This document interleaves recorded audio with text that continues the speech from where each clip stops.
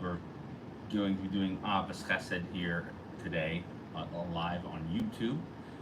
Again, because of the way I'm set up, my eyes unfortunately will be looking down quite a bit at um, the text itself. But I'm gonna try to make as much eye contact with the class as possible. It's part of the challenge here of adjusting to how I was teaching it before, where it was directly in front of me. So I will be trying to adjust that. We're gonna just chat another minute over here. We will be looking into adding the Parsha class beginning next week. I'm gonna look at some times on the schedule that might work. Appreciate everybody giving some feedback on that. And we're going to do another about a half-hour Parsha class starting next week, and we'll be adding some other content to the YouTube channel now that it's working for me, and I appreciate everyone's support with that. So I think we've wasted a whole minute here, which we'll leave in the class as part of the fun. Yeah. Yes, thank you about the time lag reminder. So we are going to try to remember that for the end of class and give people a little more time to end. So we'll go for, I think you said you have to leave a couple minutes. Okay, so we're gonna get rolling over here. We're gonna continue talking about all of the wonderful rewards that you get as a result of doing chesed. So we talked about it last time about how much more improved your life will be, because when you create acts of chesed are in many ways repaid to you without expectation. But when you generate chesed around you, chesed tends to find you. So now we're going to continue talking about how great the reward is for it. So the Ahavas Chessed, I'm going to talk about how amazing chesed is. It's the mitzvah that it just keeps on giving. So he says, how great is the reward for someone who does chesed? So whenever you do it, the result of it are doing something for yourself. So there are intangibles that you create as a result of doing some good deed for somebody else. And it's very broad in terms of what things you can accrue to yourself, mitzvah-wise, and emotionally. How do you personally relate to the feelings? And that's what we're going to talk about today, just about how incredible the reward is. Okay, so now, in terms of the person doing the chesed, let's say they do tzedakah and chesed. They do righteousness, some type of charity, and they do some kind act. Okay, so it's for somebody who's down on their luck, who's become ill, and a person, when you help the ill person become healthier, there is no greater recompense, no greater feeling of satisfaction than having seen this person recover as a result of your investment money-wise. Okay? But you're not going to see that money back. So it's not so much that there's a return on it, it's the fact that you have lifted up a person's life. Like their life was very difficult, and they didn't know the value of it. You have given them value. Okay, so he quotes a statement of the rabbis of the Talmud. It says it's a case of Rabbi Tanhuma himself. So it's in the Tanhuma Midrash, and it says, "Malava Hashem chonein dal, v'gamalo yishalem lo." Hashem lends to the person who needs a little bit of extra grace when they are down on their luck, and whatever is done for them will be repaid by Hashem. So, what do these words mean? So the Midrash explains it's as if God gave a loan. I'm going to lend you some money, some special power to get through your situation, and by compensating through it, you're going to get through it. So what does that mean by getting compensated? Like you compensate a loan. Like it's like a loan. So when you compensate the loan, you feel the value of the loan. What does that mean? So when I give a little something to a poor person, Hashem gives you back something. What is it?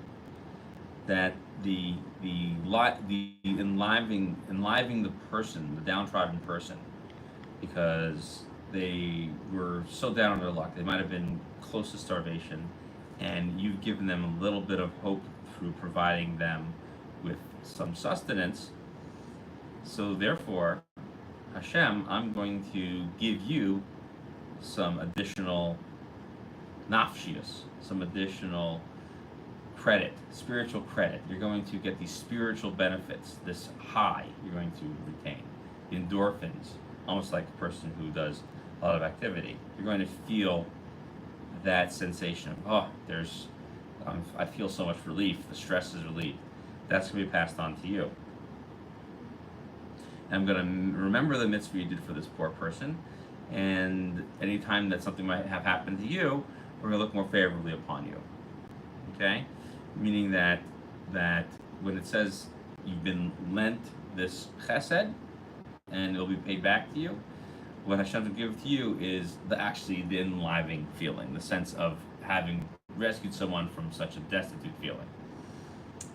Okay. There's another really important factor that joins along or follows along with this sense of invigoration from doing chesed. It'll happen that just as you're living life, that Hashem will give you something that feels like it comes as a result of chesed. So if you are someone who looks favorably and kindly on other creations, Hashem will give you that same feeling back from things around you.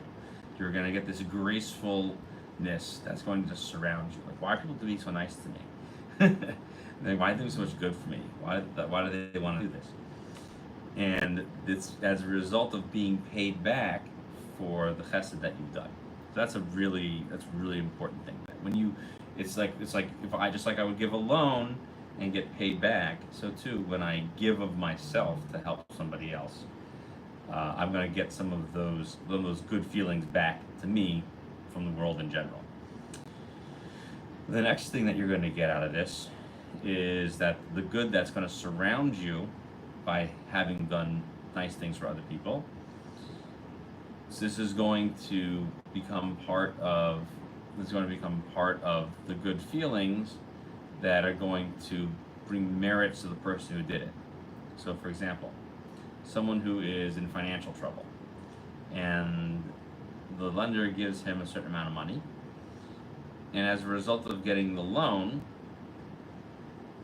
it allows him and his whole family to be able to make general provisions, even something as basic as just water and food. And they could also even provide, if it's a business, they're going to provide for the workers as well. And it's not just the person, but you've saved a number of people because you've invested in this business. And so you basically emboldened them, but enlivened them with your investment, with loan that we're talking about, and all of the people in his household, and anybody that works with him. Everyone receives the goodness of this investment, of this influx of credit. And upon this, we're going to see that it really evolves around the credit extended by the initial lender. And the rabbis say a case like this, it's in the name of Rabbi Yochanan. It says, someone who steals even a smallest amount from a person, it's as if he's taken that person's soul. That all those who try to cheat others, it's not just they're taking the money, they're taking from the owner himself. They're taking a piece of him. They're taking a piece of his soul. And so therefore, if one goes ahead and gives someone and to their descendants, it's going to be even that much more viable, to make them much more viable. So the the whole focus needs to be on giving to more people. I'm actually paraphrasing through here because it gets a little bit long. Okay, so therefore, what we see is that one who does these good deeds, they are going to be getting a number of additional benefits, which is coming down from heaven, which is that all of those different results that came and that were born from doing your good deed, you're going to see the results of that. So even something that seems to just be an initial unrelated cause, just sort of what causative, right? So if you see something that causes bad, it avalanches into a number of bad things. So you didn't intend for that. So too, when you do something good and it cascades in a nice way into something so much better, and someone benefits from it. For example, being able to care for their family and their workers, then Hashem is going to look at that as if you are being rewarded for it. I'm skipping a lot of the words in here where he's talking about the punishment part because we really want to focus on the good things. No reason to focus so much on the bad. So that's the main idea he's delivering in this paragraph is that you need to see how you are a process. You are a cog in a process that leads to more good.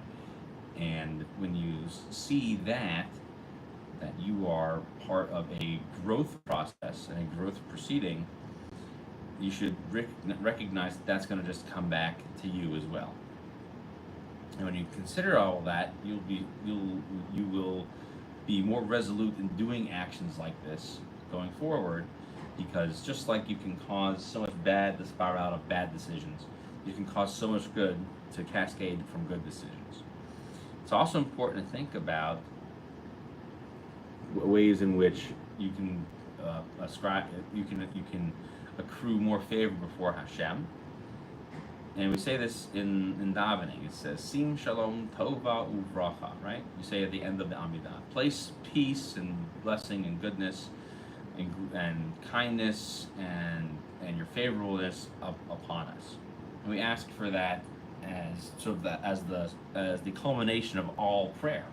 So we ask for 18 other things, and the last blessing is we just want to find good grace and good times and good tidings before Hashem.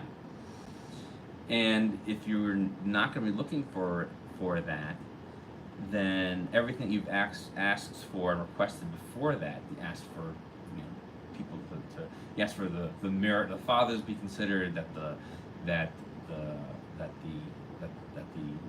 order and judgment and the rules of the Jewish people should be ascribed to them, and God will use the Jewish people as his conduit to bring so much good into the world.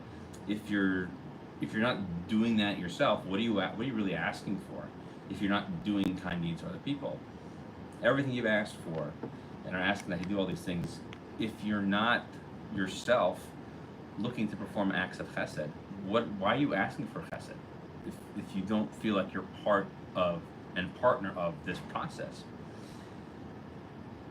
it would make zero sense to assume that you should just feel entitled to the things you're asking for in prayer. So too, when you ask for your own sustenance and your own parnasa, what you need to take care of yourself and your family, how can you ask Hashem, take care of us, sustain us, do us? Not everyone, just me. Just make sure I'm okay. Make sure just all of us are okay. You're asking Hashem to extend His kindness to you. Why wouldn't you think that kindness is something that everyone is deserving of?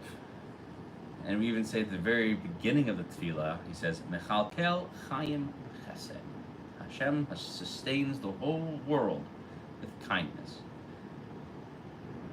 You don't. I mean, imagine if I gave you a plant to take care of, and I said, water it with kindness. What do? You don't water it with kindness. You didn't follow the instructions. What's going to happen to the plant? The plant's not going to grow. It's not going to continue. So if a person continues to act as if somehow that chesed is something that needs to be spread around, that everything should grow according to plan, then you should go ahead and do that. And that's why they use the example of one who plants, that someone who plants, they quote Hosea over here, is Hosea 10:12, that one should plant tzedakah, one should plant it like a seed, katsu lefi chesed, and then you're going to harvest it as kindness. So the charity that you do engenders and grows and fructifies chesed. I get to use the word fructify. I'm very happy with myself. Remind me to tell everyone a story about using that word one time. I used it when I was in high school, and that's where my I think it was a history teacher, my Jewish history teacher, said, "You have these words are not going to get you extra credit," but I'm glad I got to use them. So the idea is that by doing more chesed, you're going to engender more patience and more consideration through prayer. Another case of that is that another pasuk says, this is in the fifth chapter of Psalms of Tehillim. We say, "Ani baruch chasecha avo beisecha." We even say that in the morning during the tefillah, that with your great kindness do I come to the shul, to the Beis Knesset, or to the temple. And then we say after, so much later on, and we even say this in the morning, "Aneni be'emes yish'echa," answer me. Right? The only reason why this all works is because we believe that chesed is an integral part of the process of the persistence of life on this planet. When you plant, it grows. But you have to plant the right thing and sustain it with the right stuff. And when we're saying over here that engendering more kindness to every Jewish person, and so much the more so when if you engender kindness to someone who is a Talmud Chacham, who is a real scholar, and through this, let's say you now not only do you do kindness, but you also engender more Torah learning, more learning classes, more teaching Torah. This is another chesed that it continues to cascade into more things. So what you get through something like this, which you perceive as being the overall benefit, is that you yourself should be able to sit with the very sages that you're supporting. And so we say that anyone who puts money, this is a Gemara in Pesachim, it's Pesachim 53, that anyone who fills up the money bags of the Talmid Chachamim, they get to sit with them in the heavenly yeshiva, in the heavenly university, where the Talmidei Chachamim all sit. Right? That's where, because we use an example of sitting amongst those who contribute financially to Torah institutes, as if you yourself are teaching some of the classes. But again, it's not because you have to actually do it yourself. It's because the chesed that you're doing makes these things possible. Okay, and also you can even add further on that the focus on when you give to institutions and you give from yourself, you're really drawing closer to Hashem, because you believe that this is the proper way to connect, is through Torah learning. So even though you yourself aren't doing it, but you're supporting it and bringing more people close to Torah learning, you can get part of that reward. Excuse me. And giving them more time to learn is also giving them more time to teach. And that's why it's considered as if you yourself are becoming a scholar through this procedure. That finishes part 6. Let me see if we have time to hit up part 7 over here. I didn't want to start that, so I think I'm just going to talk. I don't think I want to start 7. 7 is really the... 7 is really talking about the opposite side. So we're going to talk a little more about. We're going to talk more about maintaining chesed. Let me get to one of the questions over here. Question over here in the chat is as follows. Okay. Question is, if we will sit amongst those who we have benefited with chesed, will we also sit amongst those? Sorry, as soon as I look at the chat, it disappeared. We all sit among those whom we have harmed to our shame. No, you will not. You will not sit amongst those. You don't have to feel the embarrassment of that. But you should be aware that there is in Olam Haba those who will say that you have to make up for some of the things that you've done if you've publicly humiliated or shamed somebody.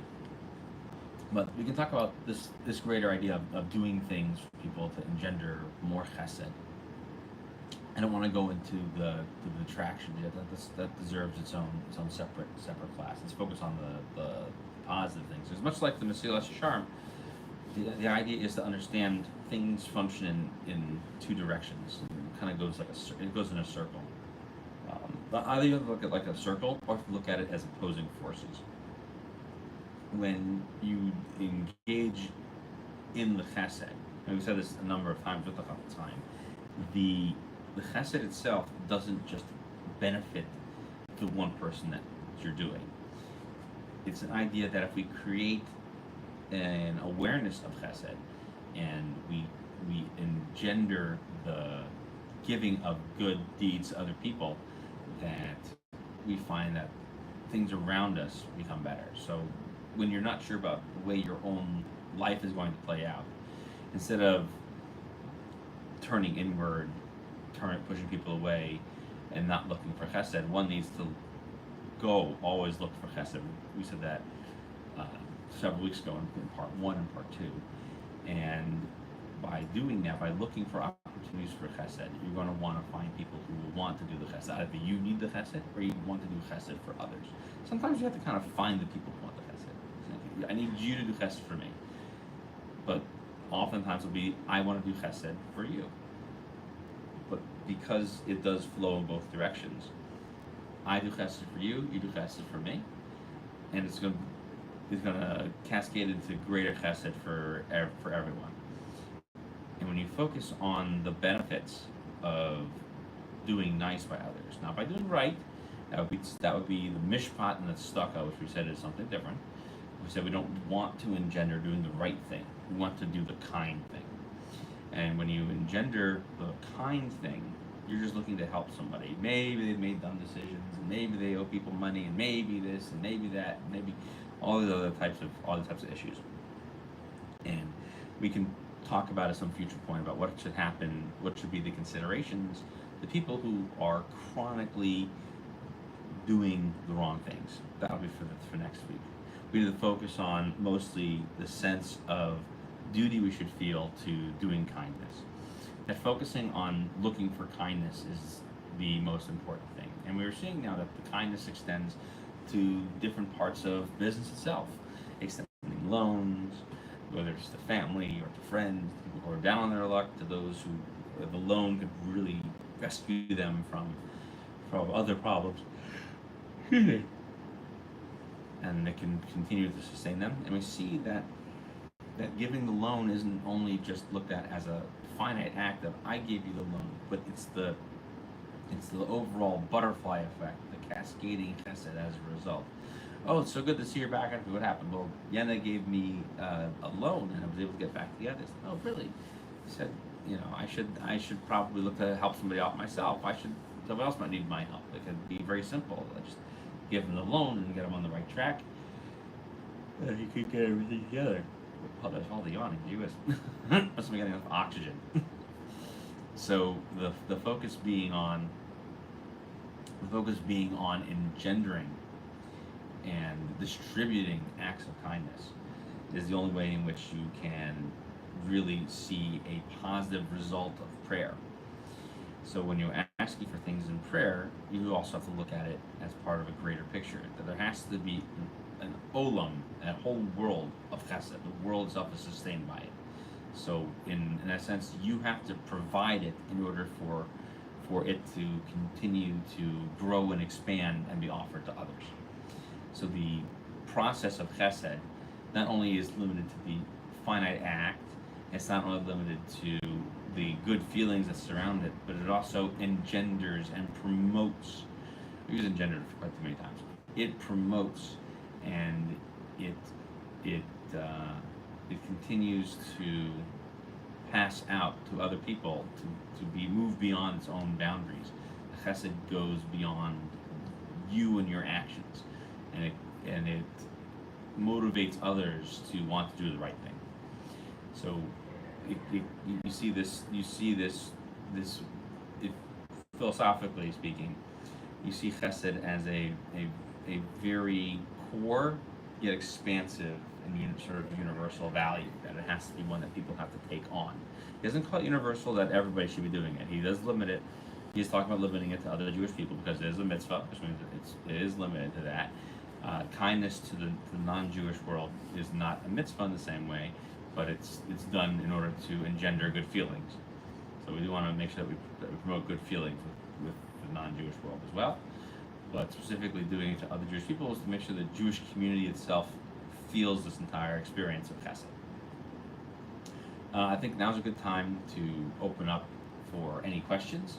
We're going to wrap up the class now, but if you have questions, now's a good time to either drop them in. Now's a good time to drop them in the chat. I don't know that I can have you ask the question live, but meaning through the system itself, like in meeting formats. But I can certainly look in the chat if you have any questions. So now's a good time to just shoot out some questions while we wrap up the class. So we spent the past couple of weeks learning about all of the good things that come to you as a result of doing chesed. And so we're wrapping it up today with the second part, talking about all of the different trappings of chesed. And the last one is that one is able to collect and reap benefits from their investment in chesed.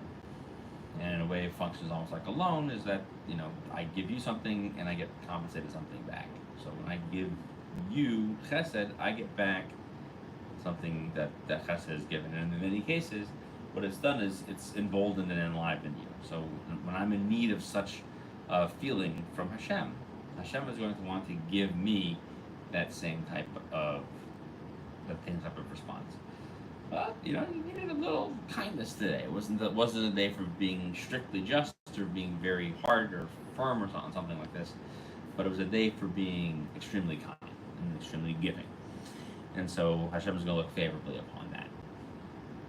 And the idea also of finding traces of chesed and looking at how chesed functions even inside of prayer was another important thing that we talked about today. That Hashem sustains everything with chesed, and we see at the very end of Shemona Esrei, at the end of the prayer, that's exactly what the focus needs to be on, is that for Hashem to give us the things that we're looking for, the tranquility, the peace, the favorable outlook, everything that we would possibly want. Those things all have to come from a place of wanting this chesed for everyone. That's why the prayer is so broad and so wide. I'm asking for everybody, that everybody should be able but to receive all of these blessings. I'm not seeing any additional questions in the chat, so I will update everyone in the WhatsApp group.